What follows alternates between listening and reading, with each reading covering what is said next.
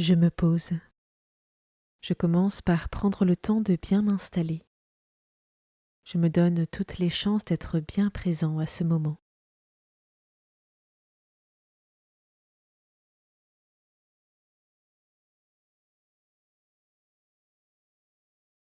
J'invoque l'Esprit Saint.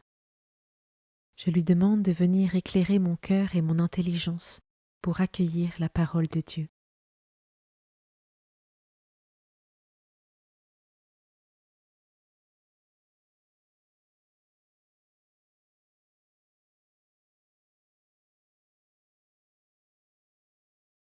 Commençons.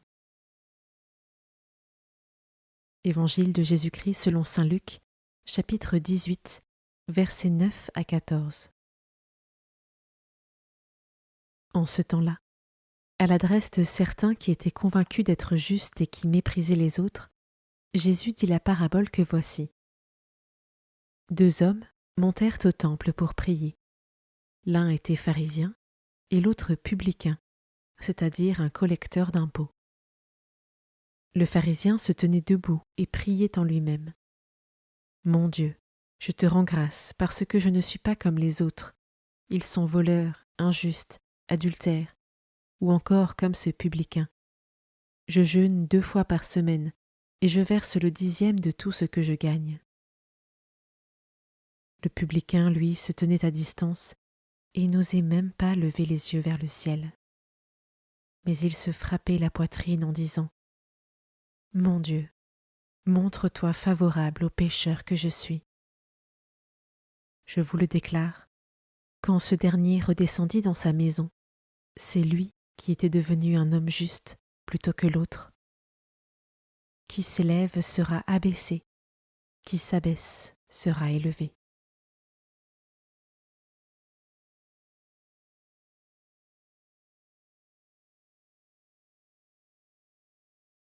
Je commence par méditer ce verset. Mon Dieu, je te rends grâce parce que je ne suis pas comme les autres hommes. Si la gratitude est une attitude merveilleuse à exercer dès que l'occasion se présente, elle peut toutefois prendre une toute autre saveur si le fond de notre cœur n'est pas ajusté. Par ce manque d'ajustement, les nombreux efforts et sacrifices de ce pharisien se retrouvent complètement vains, car il lui manque au moins l'humilité, l'amour et la charité. Comment cela résonne en moi?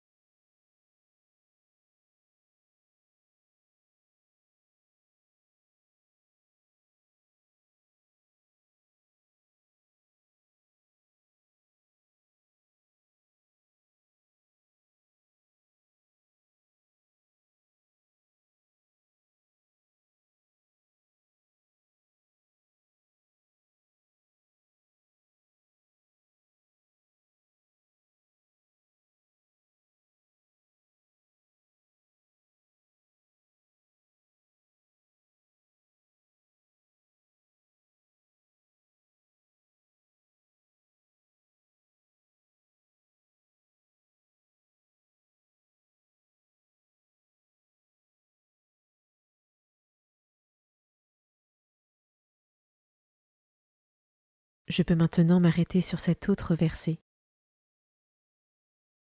Mon Dieu, montre-toi favorable au pécheur que je suis.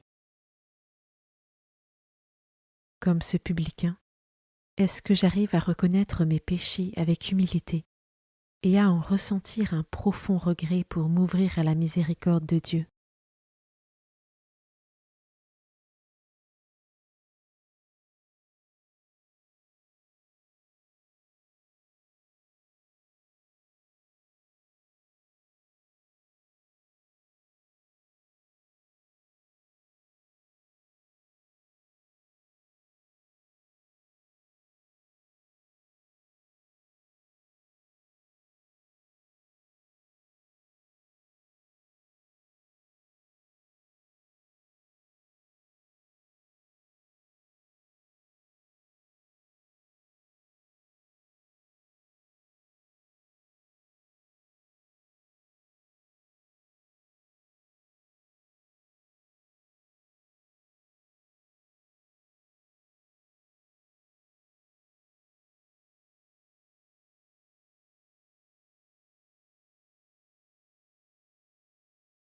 Je termine en méditant ce dernier verset.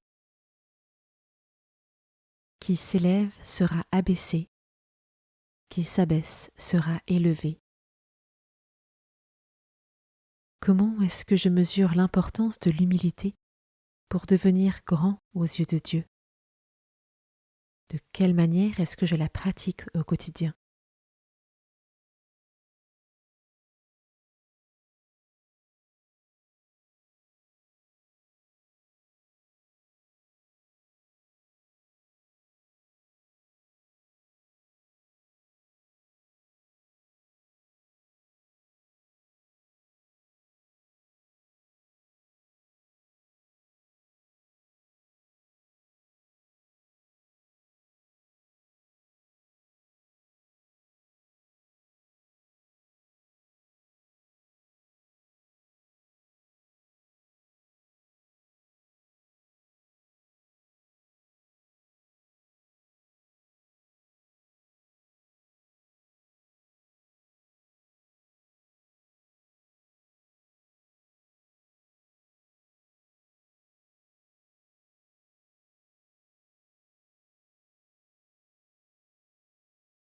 Pour conclure, je remercie le Seigneur pour ce moment passé avec lui et pour ce qu'il m'a enseigné.